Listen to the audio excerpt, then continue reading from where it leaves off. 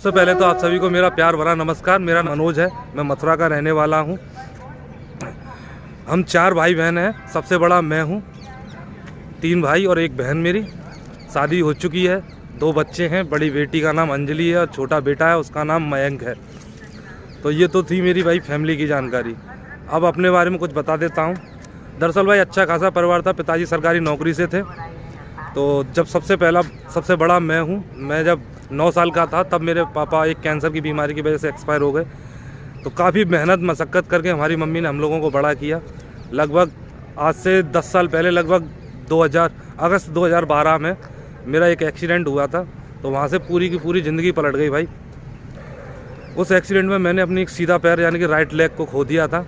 तो मेरा एक ये वाला जो पैर है सीधा वाला, ये प्लास्टिक वाला जो बोलते हैं नकली पैर, वो लगा रखा है मैंने। तो इसी के बहाने से सबसे बड़ी बात यह है कि मुझे बैसाखियों से थोड़ी सी चिढ़ है कि ऊपर वाले ने सही सलामत बढ़िया अच्छा खासा बना के भेजा था मेरे को, और एक छोटी सी गलती की वजह से पूरी ज़िंदगी ख़राब हो गई। 2012 में एक्सीडेंट के बाद मैं पूरा डिप्रेशन से में ही चला गया था। अपने आप में खोआ रहता था, कहीं निकलता नहीं था घर से बाहर। तो लगभग 3 साल के करीब मैंने यही सब झेला। तो पहले तो दवाइयों में और इलाज के दौरान 2-2.5 साल लग गए मेरे को ठीक होने में। उसके बाद पूरा का पूरा हिम्मत से हार गया था मैं कि हो क्या गया ज़िंदगी में अचानक से एकदम से। 4 साल तक मैं घर से बाहर नहीं निकला था। थोड़ी शर्म लगती थी कि अच्छा खासा मैं घूमता था, निकलता था, और अचानक से एक एक्सीडेंट ने पूरी ज़िंदगी बदल दी। अच्छे भले से विकलांगों में गिनती होने लगी। बैसाखियों से मुझे शुरू से स्टिड थी, तो बैसाखी लेके निकलता नहीं था। घर वालों ने काफ़ी फोर्स करके ये नकली वाला पैर बनवाया। हमारे यहाँ मथुरा में जन्मभूमि के पास ये नारायण सेवा संस्थान की तरफ से कैंप लगता है, तो वहीं से ये बनवाया था फ्री ऑफ कॉस्ट, कोई पैसे नहीं दिए। तो भाई लगभग 3-4 साल घर में पड़े रहने के बाद मेरे एक दोस्त हैं प्रवीण भैया, मेरी कॉलोनी में दुकान चलाते हैं और मेरे पड़ोसी भी हैं। तो उन्होंने मुझे देख के बहुत ज़्यादा परेशान रहता था, मैं डिप्रेशन से में था। तो उन्होंने कहा मनोज ऐसे कब तक चलेगा, 2 बच्चे हैं तेरे पास, ज़िंदगी कैसे भी आगे बढ़ा। तो मैंने पूछा उनसे, प्रवीण भैया कहा क्या करूँ मैं यार, समझ में नहीं आता। तो उन्होंने कहा कोई नौकरी देख ले, छोटी मोटी जैसी भी मिलती है। तो भाई मैंने कई जगह जॉब भी की है, लेकिन कई जगह से मुझे निकाला गया और कई जगह से मैं खुद छोड़ के चला आया। उसकी वजह ये थी, मैं थोड़ी सी बता देता हूँ आपको। सबसे बड़ी वजह यही थी मेरी विकलांगता।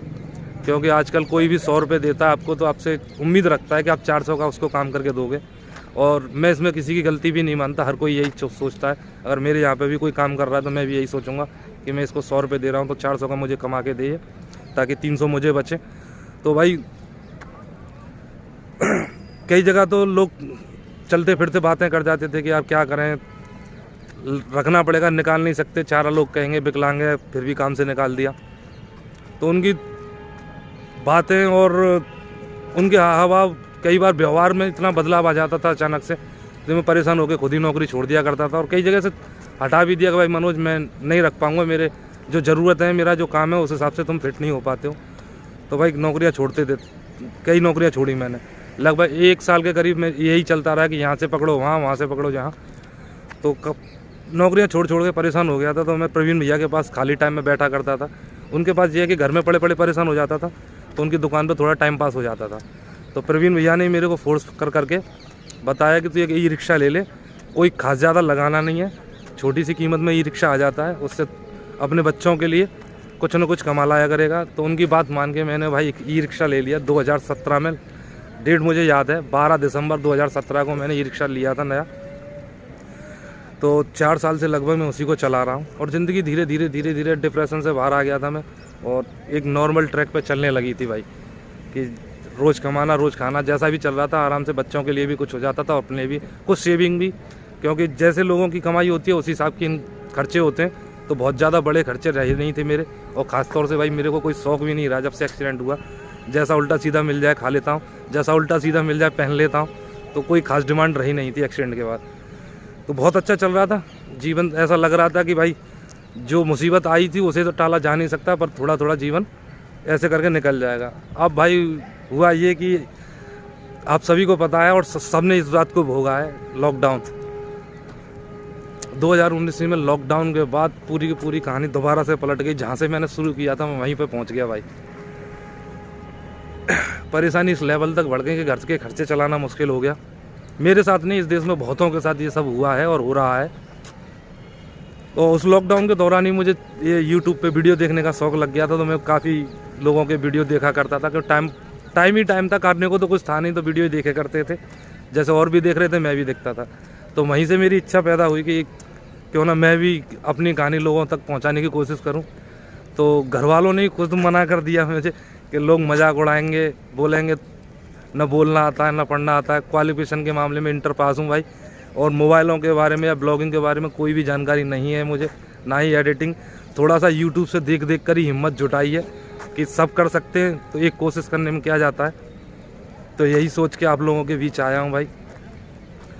हुआ ये है कि लॉकडाउन के बाद से इतना ज़्यादा प्रेशर है मेरे ऊपर कि अभी लॉकडाउन में पिछली बार जो हुआ था तब तो मैंने फ़ीस जैसे तैसे करके बच्चों की भर दी थी, लेकिन फिर दोबारा हो गया।